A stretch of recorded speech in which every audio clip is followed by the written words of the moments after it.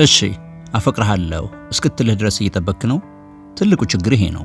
ወንዶች 90% ነገራችንን የምንመራው በቃላት ነው። እሺ ወይም ደግሞ አይሆንም የሚል ግልጽ ነገር እንፈልጋለን። ሴቶች ግን በተለይ በፍቅር መውደቅ ሲጀምሩ የሚግባቡት በተለየ ቋንቋ ነው፣ ቃላት በሌለው ነገር ግን ከቃላት በላይ በሚጮህ ቋንቋ። ይህ ቋንቋ የሰውነት ቋንቋ ነው። ችግሩ 95% ወንዶች ይህንን ቋንቋ ማንበብ አይችሉም። ሴት ልጅ አረንጓዴ መብራት ስታሳያቸው እነሱ ዝም ብላ ጥሩ ለመሆን እየሞከረች ነው ብለው ያልፉታል። ዛሬ አንተ ከነሱ አንዱ አትሆንም። ምክንያቱም ሴት ልጅ በፍቅር ስትወድቅ ከቁጥጥሯ ውጪ ሳታውቀው የምታሳያቸውን 6 የሰውነት ቋንቋ ሚስጥሮች ልነግርህ ነው። የመጨረሻዎቹ ሁለቱ በጣም ስውር ከመሆናቸው የተነሳ ካላወቅካቸው በስተቀር በፍጹም አታያቸውም።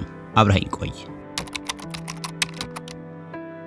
አብዛኛው ሰው የአይን ላይን እይታ ወይም ደግሞ አይ ኮንታክት ግንኙነት አስፈላጊ እንደሆነ ያውቃል።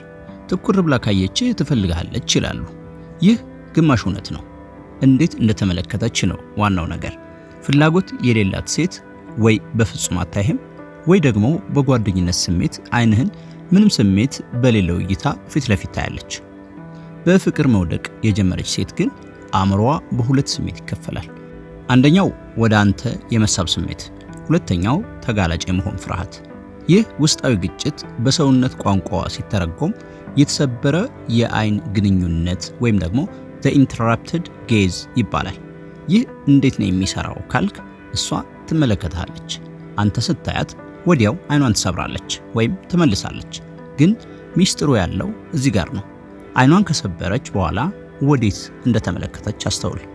የመጀመሪያውና ጥሩ ምልክት አይኗን ሰብራ ወደ ታች፣ ወደ መሬት፣ ወደ እጆቿ ከተመለከተች ይህ የስነ ልቦና መገዛት ወይም ሰብሚሽን እና አይናፋርነት ወይም ሻይነስ ምልክት ነው።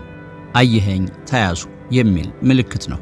ይህ በጣም ኃይለኛ የመሳብ ምልክት ነው።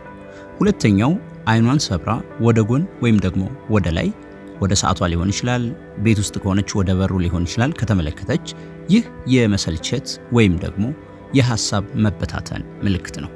95% ወንዶች አይኗን ሰበረች ብለው ተስፋ ይቆርጣሉ። አስተዋዮች ግን 5%ዎቹ ማለት ነው ወዴት እንደሰበረችው አይተው ይህ የአይን አፋርነት ግብዣ መሆንን ይረዳሉ። በድጋሚ ስትመለከትህ ትንሽ ፈገግታ ጨምረበት፣ ጨዋታው ተጀምሯል። በስነ ልቦናው ዓለም በተለይም በኤፍቢአይ የሰውነት ቋንቋ ትንታኔ ከሰውነታችን ክፍሎች ሁሉ ታማኙ ክፍል እግሮቻችን ናቸው ይላሉ። ለምን? ምክንያቱም ፊታችንን እንዲዋሽ፣ ይህም ማለት ፈገግ እንዲል እጆቻችንን ልናሰለጥናቸው እንችላለን። እግሮቻችንን ግን በፍጹም አናስባቸው። እግሮቻችን ድብቁ አእምሮአችን የሚፈልገውን አቅጣጫ ያሳያሉ። አንተ ይህንን እንዴት ትጠቀመዋለህ? ከእሷ ጋር በቡድን ውስጥ ቆማችሁ ሊሆን ይችላል። እሷ ከሌላ ሰው ጋር እያወራች ሊሆን ይችላል። እየሳቀች ፊቷን ወደ ሌላ አቅጣጫ አዙራ ሊሆን ይችላል። 95% ወንዶች እሷ ከራሷ ጋር አይደለችም ያለችው ብለው ያስባሉ። አንተ ግን ወዲያው ወደ እግሮቿ ተመልከት።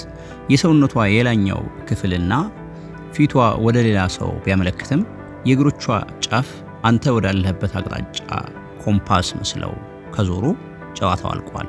ድብቁ አእምሮዋ መሄድ የምፈልገው እሱ ጋር ነው እያለ ነው። ምንም እንኳን አፏ ከሌላ ሰው ጋር ቢዚ ቢሆንም አእምሮዋ ግን ያለው አንተ ጋር ነው። በተቃራኒው ፊቷ ላንተ ፈገግ እያለ እግሮቿ ወደ ሌላ አቅጣጫ ለምሳሌ ወደ መውጫው በር እያመለከቱ ከሆነ እመነኝ እሷ በቦታው የለችም። የእግር ኮምፓስ በፍጹም አይዋሽም። ፊቷን ሳይሆን እግሯን እመን። ይህ በጣም ስውር ነገር ግን እጅግ በጣም ኃይለኛ ምልክት ነው። ይህ ፓራሊንጉስቲክስ ይባላል። የምንናገረው ቃል ሳይሆን እንዴት እንደተናገርነው የሚያጠና ሳይንስ። በ2014 በኢቮሉሽን ኤንድ ሂውማን ቢሄቪየር ጆርናል ላይ የወጣ ጥናት እንዳመለከተው ሴቶች ሳያውቁ ከወደዱት ወንድ ጋር ሲያወሩ የድምጻቸውን ቃና ይቀይራሉ። አብዛኛው ወንድ የሚስበው ሴት ልጅ ድምጿን ለስለስ ስታደርግ ብቻ ነው። ይህ እውነት ነው። ነገር ግን ፍቅርና ፍትወት የተለያዩ ነገሮች ናቸው።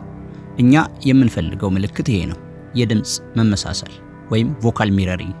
ሴት ልጅ ከአንድ ወንድ ጋር ጥልቅ ስሜታዊ ግንኙነት ሲሰማት ሳታውቀው የሱን የድምጽ ፍጥነትና ሪትም መኮረጅ ትጀምራለች።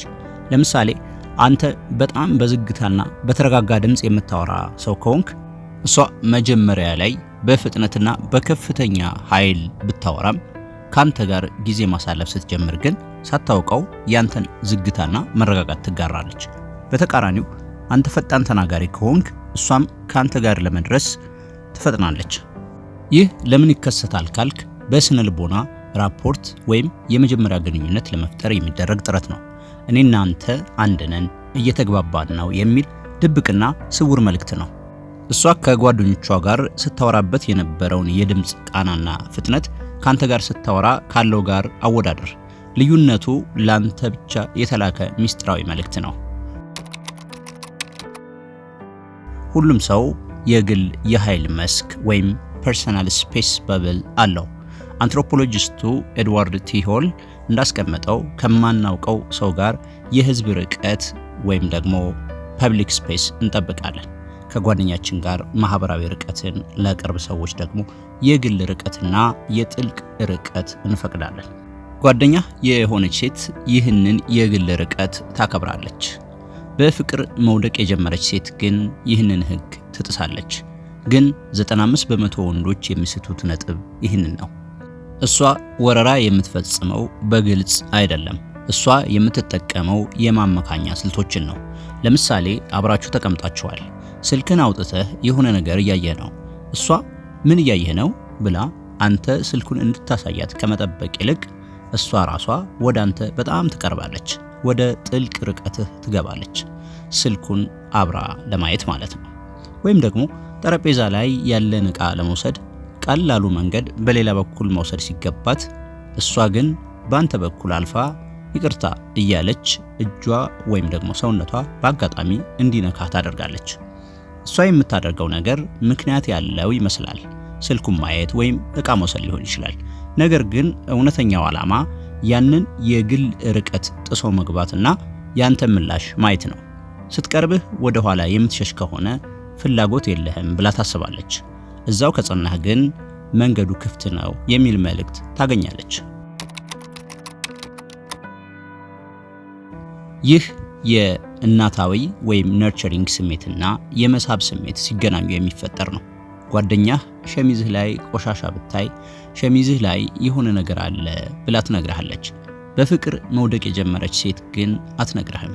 እሷ ራሷ ታስተካክለዋለች። ይህ ምሳሌ ልንገርህ። ስትናገር ሳታውቅ ወይ ጸጉርህ ላይ ብላ እጆቿን ትዘረጋና ያንን የሌለ ቆሻሻ ታነሳልሃለች። ወይም ደግሞ ጃኬትህን ቆይ ላስተካክልልህ ብላ ትነካሃለች። ይህ ሁለት በጣም ኃይለኛ የስነ ልቦና መልእክቶችን ያስተላልፋል። አንደኛው የመንካት ፍቃድ ነው። ቆሻሻ ወይም የተበላሸ ነገርን እንደ ምክንያት በመጠቀም ልንካህ ብላ ሳትጠይቅ ትነካለች። ሁለተኛው የእንክብካቤ ምልክት ነው። አንተ ጥሩ ሆነህ እንድትታይ እፈልጋለሁ፣ እኔ ለአንተ ትኩረት እሰጣለሁ የሚል የድብቅ አእምሮ መልእክት ነው። ይህንን የማያስፈልግ የሚመስል እንክብካቤ ስታደርግ 95% ወንዶች አመሰግናለሁ ብለው ያልፉታል። አስተዋዩ ሰው ግን ይህ የቅርብ ሰዎች ብቻ የሚያደርጉት ባህሪ መሆኑን ይረዳል። እስካሁን የጠቀስናቸው ምልክቶች እሷ የምታደርጋቸው ነበሩ። ይህ የመጨረሻው ምልክት ግን በአንተ ላይ የሚታይ ለውጥ ነው። በስነ ልቦና ኒውሮ ሊንጉስቲክ ፕሮግራሚንግ ውስጥ ሚረሪንግ ወይም መመሳሰል የሚባል ነገር አለ። ሰዎች ሲግባቡና ሲገናኙ ሳያውቁ እርስ በርስ የሰውነት ቋንቋን፣ የቃላት አጠቃቀምንና አልፎ ተርፎም ያተነፋፈስ ስርዓትን ይወራረሳሉ። ግን እዚህ ጋር ነው 95% ወንዶች የሚስቱት። እነሱ እሷ እኔን ኮፒ እያደረገችኝ ነው ብለው ይጠብቃሉ። አይደለም። በፍቅር ስትወድቅ የሚሆነው ተቃራኒው ነው። እሷ አንተ የእሷን የሰውነት ቋንቋ እንድትገለብጥ ትፈቅድልሃለች። ለምሳሌ ከማታወቃት ሴት ጋር ስታወራ እሷ እግሯን አጣምራ ተቀምጣ አንተም እግርህን ብታጣምር እንግዳ ስሜት ይሰማታል። ወዲያው ቋንቋን ትቀይራለች ወይም እግሯን ታወርዳለች። ይህ ራፖርት ወይም የመጀመሪያ ግንኙነት ተሰብሯል ማለት ነው። በፍቅር መውደቅ የጀመረች ሴት ግን አንተ የእሷን የሰውነት ቋንቋ ስትገለብጥ፣ ለምሳሌ እሷ እጇን አገጯ ላይ አስደግፋ ስታወራ አንተም ከጥቂት ሰከንዶች በኋላ እጅህን አገጭህ ላይ ስታስደግፍ እሷ አትቀይረውም። ለምን? ምክንያቱም ድብቁ አእምሮዋ አዎ እየተግባባን ነው፣ አንድ አይነት ሞገድ ላይ ነን ብሎ ይቀበለዋል። አንተ የእሷን ዓለም ስትጋራ እሷ ደህንነትና መግባባት ይሰማታል። ስለዚህ እሷ ምን እያደረገች ነው ብለህ ብቻ አትይ። እኔ የእሷን እንቅስቃሴ ስደግም እሷ ምን ምላሽ ትሰጣለች ብለህ ተመልከት። ምላሿ ምንም ከሆነ ማለትም እዛው ከጸናች ያ ነው ትልቁ እሺ የሚለው መልስ። ስለዚህ አፈቅርሃለሁ የሚለውን ቃል መጠበቅ አቁም። ይልቁንስ እነዚህን ምልክቶች ልብ በል። ፊቷን ሳይሆን እግሯን እመን። ቃላቶቿን ሳይሆን የድምጿን ቃና አዳምጥ። ይቅርታ ስትል ሳይሆን ለምን ይቅርታ እንደምትል አስተውል። ቆሻሻ ስላለብህ ሳይሆን ለምን እሷ ራሷ እንዳስተካከለችው ተረዳ። እና ከሁሉም በላይ አይኗን ስትሰብር ወዴት እንደተመለከተች አስተውል። እነዚህ ቃላት የሌላቸው ሚስጥሮች 95 በመቶ ወንዶች ከሚያዳምጡት ከማንኛውም እሺ ብዬሃለሁ ከሚል ቃላት የበለጠ እውነት ናቸው። አሁን ኳሱ ባንተ ሜዳ ላይ ነው። እሺ የዛሬ ቪዲዮ ይህንን ይመስል ነበር። ይህ ቪዲዮ ዋጋ እንደሰጣችሁ ተስፋ አድርጋለሁ። ቪዲዮውን ላይክ እንዲሁም ለሌሎች ሼር አድርጉት። የቻናሉ አባል ካልሆናችሁ ሰብስክራይብ በማድረግ ቤተሰብ ሁኑ። በሚቀጥለው ቪዲዮ እስከምንገናኝ ድረስ ሰላም።